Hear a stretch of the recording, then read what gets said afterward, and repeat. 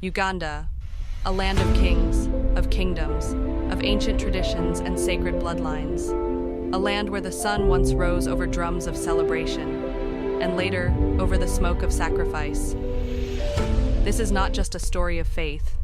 It is a story of fire, betrayal, and awakening. They were young, just boys, many of them. Royal pages in the court of King Mwanga II, the Kabaka of Buganda, sons of chiefs, heirs to tradition. And then came the visitors, with crosses in their hands and foreign tongues in their mouths.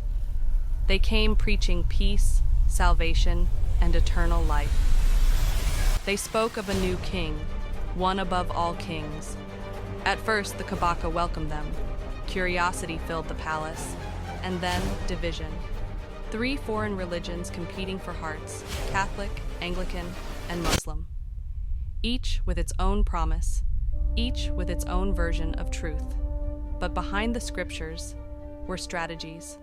Behind the prayers were politics. The missionaries were not just men of God, they were agents of empire. The Bible in one hand and maps in the other. Historical documents show it, quiet letters sent back to Europe, reports shared with colonial offices. The missionaries softened the ground so the colonizers could take it. And who stood in the middle of it all?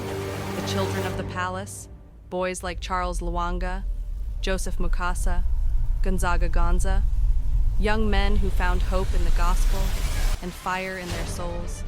They prayed, they fasted, they resisted corruption, they refused the sexual advances of the king.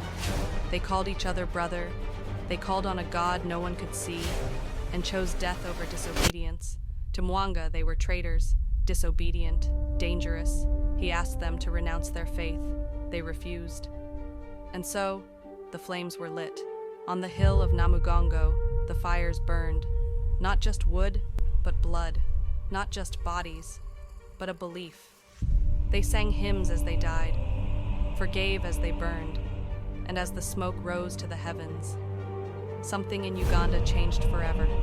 But let us not forget what came next. Only a few years later, Uganda fell fully under British rule. The same missionaries who wept for the martyrs now blessed the colonial governors. The cross marched ahead of the crown. The sword came quietly, hidden behind salvation.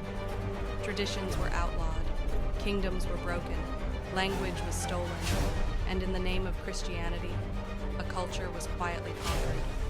The Uganda Martyrs were saints, but they were also sons, brave, pure, unshaken, but they were also caught in something bigger, something deeper.